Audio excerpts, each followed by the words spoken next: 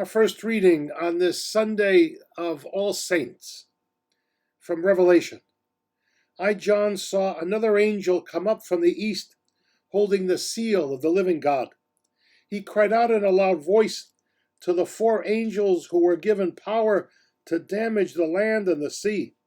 Do not damage the land or the sea or the trees until we put the seal on the foreheads of the servants of our God. I heard the number of those who had been marked with the seal, 144,000, marked from every tribe of the children of Israel.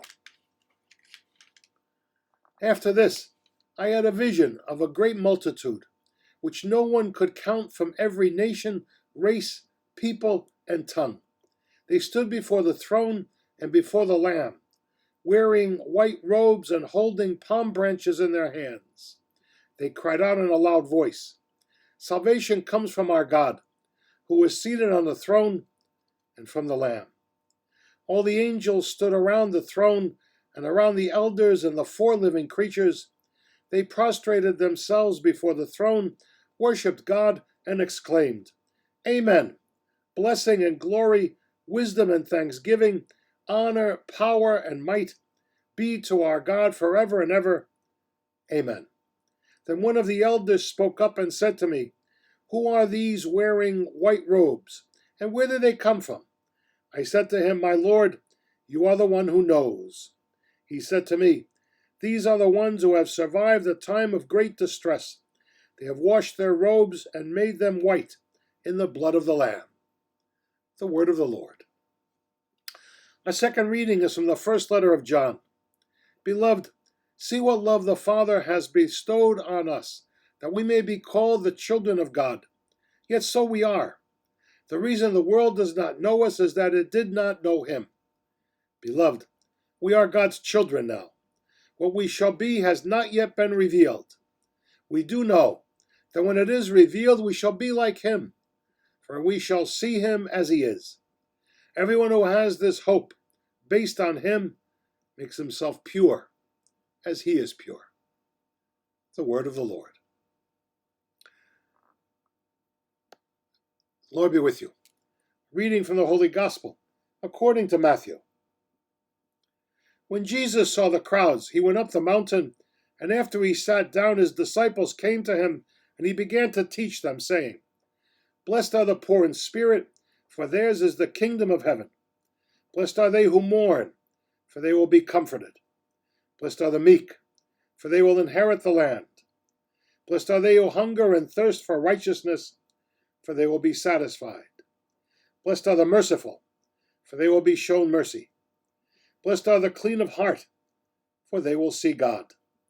Blessed are the peacemakers, for they will be called children of God. Blessed are they who are persecuted for the sake of righteousness, for theirs is the kingdom of heaven. Blessed are you when they insult you and persecute you, and utter every kind of evil against you falsely because of me. Rejoice and be glad, for your reward will be great in heaven." The Gospel of the Lord. Imagine there's no heaven. It's easy if you try. No hell below us, above us only sky. Imagine there's no country. It's not hard to do. Nothing to kill or die for. And no religion, too. Imagine no possessions, no greed, no hunger. All people sharing all the world. I'm a dreamer, but I'm not the only one.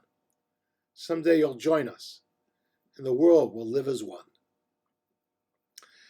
Matthew's Gospel has Jesus ascending the mountain. And a good Jew would read this and think immediately of Moses going up Mount Sinai to receive the Ten Commandments.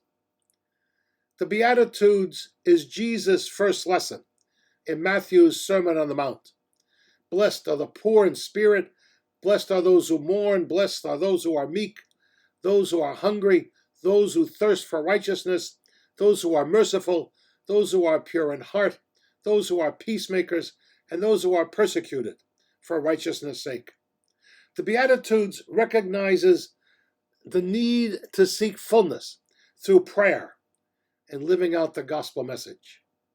I began with John Lennon's Imagine because John thought of a future world and life, free of religion, free of country, free of possessions. He saw this freedom as liberating us all from the need to hate, the need to want, or the need to possess. The saints that we celebrate today distance themselves from the material in this world and focused on the message of Jesus Christ, his message of love, his message of peace, his message of kindness, and his message of mercy. I know I'll never be a saint, and that's okay, because if I can follow these Beatitudes to the best of my ability in life, on the other side of the grave, I will have a place in eternity, a place in heaven, a place rubbing elbows with all the saints.